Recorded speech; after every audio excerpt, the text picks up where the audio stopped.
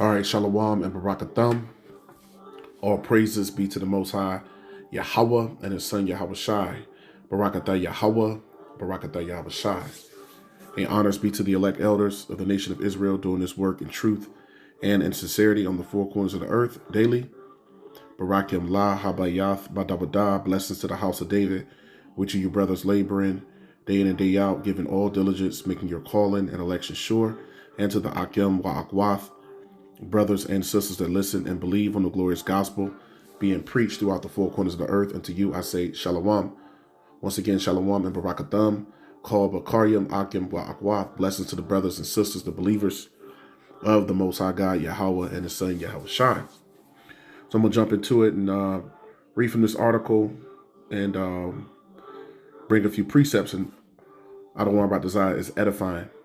Now, this article is from February 14th, 2025. It says Trump administration begins mass firings across government.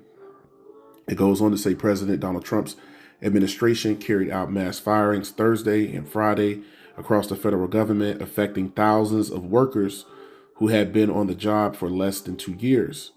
The terminations affected some of the most widely respected federal agencies, including the Center for Disease Control and Prevention and Homeland Security, as well as lower profile offices with critical roles in the nation's security, such as the National Security Administration, National Nuclear Security Administration. The agency designs, builds, and oversees the U.S. nuclear weapons stockpile. The cuts affecting employees categorized as probationary, it says, are the latest step in the far-reaching plans by Trump and tech billionaire Elon Musk to slash the size of the government. In the federal government, nearly all new hires begin with a probationary period of a year, sometimes more, where they have fewer protections, making them easy targets for Trump's administration. The purge just ahead of a long President's Day weekend, was swift. Some employees at the CDC were told they had 2 hours to collect their belongings and leave before losing access to the building, according to a CDC employee. Some employees reacted with alarm, not only at their personal circumstances, but also at the potential consequences for the nation of having a less capable federal workforce. The brain trust that was just terminated is insane, said a nuclear safety specialist at the NNSA, who was fired Thursday. She said her job was ensuring that the nuclear facilities in 4 states were safe. Like others affected by the firings, she spoke on the condition of anonymity. At Homeland Security, 405 people were cut, including more than 130 at the Cybersecurity and Infrastructure Security Agency, and more than 200 at the Federal Emergency Management Agency. According to a department spokesperson, the Trump administration imposed the job cuts unilaterally without seeking the approval of Congress to shrink or overhaul federal agencies. Democrats, labor unions, and progressive organizations have protested that the moves by Musk and Trump are unlawful and violate the Constitution's separation of powers, giving Congress authority over federal spending. More than 60 lawsuits against the Trump administration alleging executive overreach and other violations are pending. The firings affected more than 3,000 people at the U.S. Forest Service and more than 1,000 at the Department of Veterans Affairs. Hundreds of thousands of people could be affected. Hundreds of thousands of people could be affected, according to the data from the Office of Personnel Management. So hundreds of thousands of people could be affected. Hundreds of thousands of people could be affected. So that is a stark warning, which lines up with scripture here of the times that we're in. Let's start here in the book of Isaiah, the 19th chapter, because ultimately it's going to be millions and tens of millions, right? And there won't be no work for Egypt. That's ultimately what's coming, according to the words of the Most High God, Yahweh, right? And His Son, Yahweh Shai. Isaiah 19 and verse 14, the Lord Yahweh hath mingled a perverse spirit in the midst thereof, and they have caused Egypt to err in every work thereof. Egypt is Babylon the Great, America, right? The place of the children of Israel's bondage and captivity. You blacks, Hispanics, and Native Americans, the indigenous people of the Americas. You comprise and make up the 12 tribes of Israel. So there is causing Egypt to err, to be in sin, to be in wickedness. In every work, it says, as a drunken man staggereth in his vomit. Let's hold right there and come right back. This is the book of Isaiah, the 30th chapter. Now, Isaiah 30 and verse 1, it says, woe to the rebellious children, which are the children of disobedience, also known as the 2/3 of the nation of Israel, the non-elect, saith Yahweh, that take counsel, but not of me. The majority of our people will take ear or put their faith and heart into everything except for the Most High. And that cover with a covering, but not of my spirit, that they may add sin to sin. So currently what's going on is the Most High is fed up with our people adding sin to sin, which is not acknowledging him nor serving him in spirit and in truth, according to his word and according to being Israelites, who the Most High is dealing with from the beginning of the Bible to the end and all throughout the Apocrypha books. The Most High God is only dealing with the Israelites. As the scriptures tell us in Revelation 21 and 12, on the 12 gates on the kingdom of heaven are the names of the 12 tribes of the children of Israel. It doesn't speak of all the other nations, right? So the kingdom of heaven and rulership forever and ever is for the children of Israel. So our people are adding sin to sin. Verse 2, that walk to go down into Egypt, meaning you go to your oppressors, to your local governments, wherever our people are, right? But this is making reference to Babylon. That walk to go down into Egypt and have not asked at my mouth to strengthen themselves in the strength of Pharaoh. The modern day Pharaoh is Esau, who's ruling, and to trust in the shadow of Egypt. Just as is known throughout the Bible, you have Egypt, you have Assyria. These are all places where our people were in captivity. Verse 3, therefore shall the strength of Pharaoh be your shame. So your belief in the American government is going to be what's going to be to the shame of the majority of our people. And the trust in the shadow of Egypt, your confusion. So what's going to come from trusting in Babylon? You have a lot of people that believe in the government and, have contracts and things like that. Hey, even in the private sector, that's tied all to the government. Eventually, all of it's going to implode. So the Most High is letting it be known for all you Israelites that refuse to return, this is what you can expect. Isaiah 30 and 10, which say to the seers, which are the prophets, see not, don't tell us the vision, don't tell us the truth. And to the prophets, prophesy not unto us right things, meaning don't tell us what the scriptures are saying. Don't give us the law. We don't want to hear the words of the Most High. Speak unto us smooth things, prophesy deceits. That's why the majority of our people are still, in some way other than righteousness, or many are still in the church or in different religions, organized religions of the world, right? Because they don't want to hear right things. Beautiful. That was all I wanted. Let's go back to the book of Isaiah 19 and 15. Neither shall there be any work for Egypt. So Babylon is going to be completely destroyed. And it's once again imploding from within now. Satan is against Satan, the branches of government, the different factions inside of Babylon, the Democrats, the Republicans, the libertarians. You got all these different, groups within Babylon that's against each other. Ultimately, they're against their own self. They're two birds, two wings on the same bird, so to speak. Whether you're a Democrat or a Republican, whether you are a centrist, doesn't matter. It's all being for Babylon the Great. Neither shall there be any work for Egypt. So nothing and nobody's going to stop this. And I don't want to write design. This multiplies more and more, which the head or tail or branch or rush may do, because the Most High is going to be with the righteous. He hears the prayers of the righteous. So when all else fails, the Most High is going to be with the elect. Verse, that was all I wanted. So beautiful, beautiful. So the Most High is with the righteous. He's with the righteous. Now, it said that there won't be no work for Egypt. Let's go here to Ecclesiastes 12 and go right to the point. Verse 3, it says, in the day when the keepers of the house shall tremble and the strong men shall bow themselves. So you see men like Jamie Dimon, Peter Schiff, the Treasury Secretary. This is what you see. You see all of these big time investors, Robert Kiyosaki, and people that are economists. These would be the keepers of the house. They're trembling because they're telling you that a crash is coming, right? There's about to be a cold winter.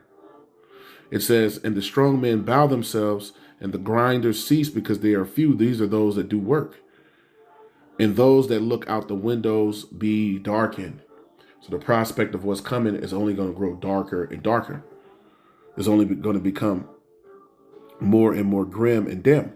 Verse 4, and the doors shall be shut in the streets, meaning the businesses.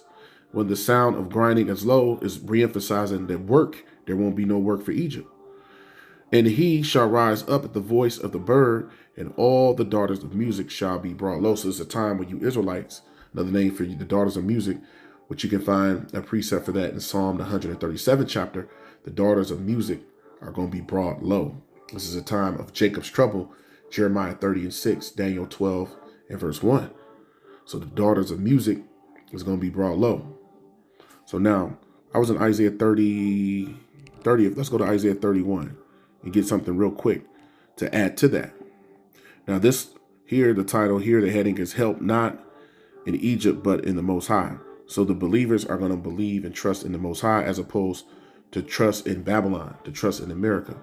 Isaiah 31:1, woe to them that go down to Egypt for help and stay on horses and trust in chariots because they are many, and in horsemen because they, it says, are very strong.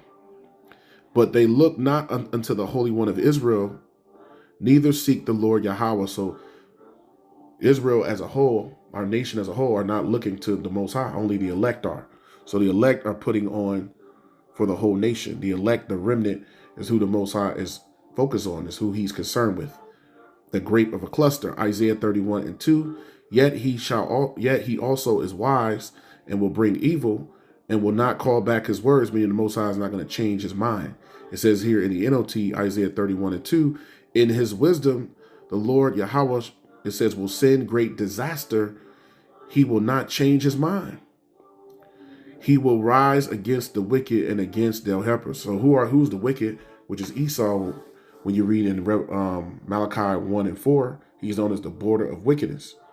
So he's going to rise up against the wicked in the border of wickedness, which are the Edomites, and against their helpers. And who are their helpers? The enemies of the gospel, 2/3 of the nation of Israel, the children of disobedience. They are actually a help unto this system and all those that support, and aid Babylon, because there won't be no work for Egypt, but Babylon cannot be healed. So the Most High is about to shut the door and close the casket on the fate of Babylon. And that's according to prophecy. We're going to show that. The Most High is about to close the door and the casket on Babylon. Now, going down to verse 3, Isaiah 31:3. Now the Egyptians are men and not the power, and their horse is flesh and not spirit. When Yahweh shall stretch out his hand, both he that helpeth shall fall, and he that is hoping shall fall down, and they all shall fall together. So the blind is leading the blind, and they both gonna go and fall into a ditch. So all those that trust in America are blind. All those that trust in Babylon, right, in Esau are blind. All those that believe and support his policies, his way of living, his Western culture, right, you are blinded through the spirit of Yahweh Shem Yahushua. So now, let me get this one in the Apocrypha before we close it out. I've got a few that come to mind. This is 2nd Esdras, the 15th chapter, just going into how there won't be no work for Egypt. 2nd Esdras 15:10, behold, my people is led as a flock to the slaughter. I will not suffer them now to dwell in the land of Egypt, meaning the Most High is going to bring the elect out of Babylon, out of Egypt, out of captivity, out of bondage. Verse 11, but I will bring them with a mighty hand and a stretched out arm and smite Egypt with plagues as before, showing you this will happen here again in Babylon, which is the daughter of Babylon, the new Egypt, the Egypt to come. Let's read that again. But I will bring them with a mighty hand and a stretched out arm and smite Egypt with plagues as before. So the same thing is going to happen all over again, and will destroy all the land thereof. Egypt shall mourn Babylon the great, America, and the foundation of it shall be smitten with the plagues and punishments that the Most High shall bring upon it. And that's what we're witnessing now. The plagues and the punishments of the Most High, the recompense, right, from the Most High to Babylon the Great, to Esau, and ultimately to the nations. So the Most High, once again, is shutting the door. Now, who's going to make it in? The elect are going to make it into the door. The elect are going to make it, are going to scarcely be saved, as it says in 1 Peter 4, starting in verse 18 and 19. The elect are going to scarcely be saved, meaning barely make it. So 2/3 of our people are not going to make it. And that is a big part, of the message, which is, are you going to be of the righteous or are you going to be of the wicked? Are you going to take the straights, the position of difficulty, which is walking according to this rule, and have faith and stand on faith, as the scriptures say, the just shall live by faith? Or are you going to be of those that are going to be fearful and unbelieving, right? Fearful and unbelieving. This is Zephaniah 1:16. It says, a day of the trumpet and alarm against the fenced cities and against the high towers. So this is what's going on. So this is an alarm that's being sounded, which is the men of the Lord actually preaching and teaching his word, as it says in Isaiah 58:1. Right? So a trumpet, the alarm is going out. It says against the fenced cities and against the high towers, which will be Esau, Edom, Babylon the Great. Verse 17, and I will bring distress upon men. It says that they shall walk like blind men. And that's what I was speaking about before. See, the majority of this world, but America and Americans, people that are in here, which you Israelites that are here, are completely blind.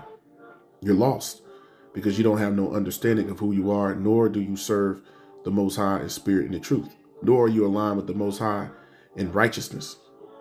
And I will bring distress upon men, that they shall walk like blind men, because they have sinned against Yahweh, and their blood shall be poured out as dust, and their flesh as the dung. And it tells us that the dead bodies are going to be from one end of the earth unto the other. So that's that the blood being poured out like dust on the earth. And the flesh are going to be like dung, like feces. 18, neither their silver nor their gold shall be able to deliver them in the day of the Lord Yahweh's wrath, but the whole land shall be devoured, America, right? Also in Zechariah 13, verse 8 and 9, it says it's going to destroy the whole land, all of America, Babylon. But the whole land shall be devoured by the fire of his jealousy, the missiles, for he shall make even a speedy riddance of all them that dwell in the land. So this place is going to go up in flames. It's going to take 1 hour. That's the speedy riddance. And that's Jacob's trouble. And the missiles is going to be quick, speedy riddance. Quick work. Very quick work. Let's show that quick work the Most High is soon to bring. This is the book of Matthew. This is Matthew, the 24th chapter. A speedy riddance. A quick work is what we're witnessing. Matthew 24:21. For then shall be great tribulation, such as was not since the beginning of the world to this time, no, nor ever shall be. So we're about to witness a time of trouble that's never been on the earth. Verse 22, and except those days, it says, should be shortened, there should no flesh be saved. And the Most High is bringing the prophecy quicker and quicker. He's allowing prophecy to unfold and move faster and faster, so that the elect will be saved. Let's read that again. Matthew 24:22, the words of Yahweh Shai. And except those days should be shortened, there shall no flesh be saved. But for the elect's sake, those days shall be shortened. So for the elect's sake, the Most High is going to, make this place fall and bring the elect back unto him. And he's summoning the elect through this word, through the prophets. The elect are returning through this word, through the prophets. So now those shortened days is showing, let's show this real quick.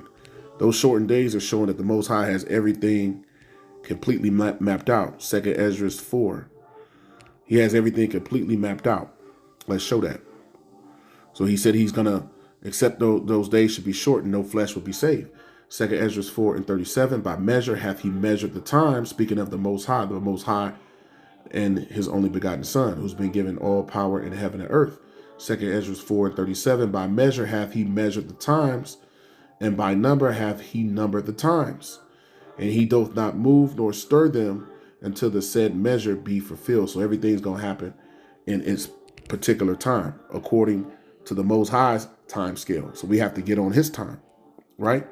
We got to get on the Most High's time, because nothing's going to happen except it be, by his watch.